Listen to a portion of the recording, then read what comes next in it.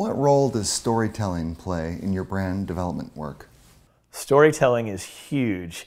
So here you've got a spirits brand, a craft spirits brand, a tequila. Tequila from the outset has the reputation, as we know, of the, oh my God, I had the worst hangover from drinking tequila in college. My clothes came off. I can't remember where I ended up. And so here I am working for this craft spirits brand, Dulce Vida organic tequila, that I have a passion for. It's a phenomenal product. We have to tell the story in everything that we do because we're educating the consumer. When I go to the events that I do around the country and I'm sampling in front of individuals and they come up to me and they say, ooh, no, tequila, I don't know. Well, the answer to that is majority of the tequilas in the world are 80 proof. We are so unique in that we are the world's only 100% organic, 100 proof tequila.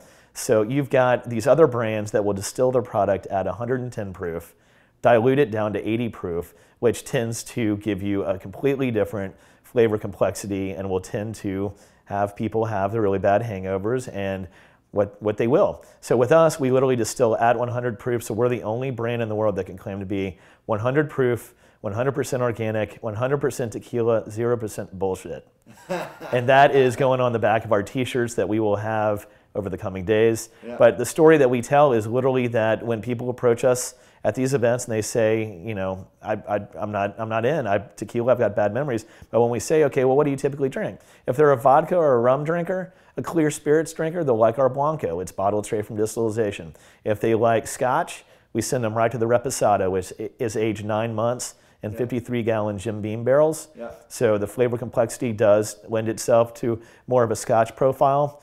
And if they like bourbon, straight to the Añejo, age 18 months in those same 53-gallon barrels. So with each of those, we've got an answer for them based on the story that we're telling. Yeah. We're kosher, we're gluten-free, we're 100% organic, we're 100 proof, and if you just try us, chances are you're probably going to like us.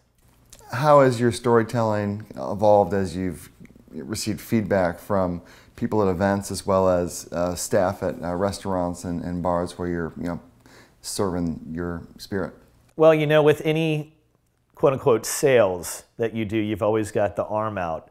The person on the other end, the bartender or the consumer, you know, your job is to push that arm back and then they accept whatever it is that you're trying to sell them on. So with the telling of our story at Dulce Vida of why we're different, you know, it's really trying to break through that door with a bartender in particular. Got back from Atlanta, Georgia a couple weeks back and met with a couple of different accounts that had never heard of us. And that's very common because we're a growing brand. We've been around 6 years, been bottled 5 years. So not a lot of people know us, especially outside of Texas, but that's my job. And so when we meet with them, the ultimate question is always, why you and not Don Julio or El Jimador, you know, Milagro, any of the other brands out there? And that's where we start to tell the story that we are so much more unique, that being organic, we literally manage the entire process from the time that the agave plant goes into the ground until it is bottled, boxed, and shipped out of our distillery outside of Guadalajara. We manage the entire process, our team of 10, specifically our CEO and founder and our VP of Sales and Marketing. They have complete control over what product is going in the bottles. There's nothing unnatural, there's no herbicides, no pesticides. So once you get into that story with the consumer and at events or with the bar staff at a particular restaurant and they hear how unique we really are, and it's how we market ourselves. We use a guerrilla marketing approach. We're not spending hundreds of thousands of dollars on outdoor billboards, which for the brands here in Austin like Deep Eddy and Tito's Vodka, they do a great job, an amazing job of marketing themselves because they have deeper pockets, but what we do is literally telling the story more. That's our job, and it's involving ourselves in charitable events and you know, music festivals and even events here and around Austin, but expanding that same approach in markets here in 2014 like California and New York and Georgia and Colorado.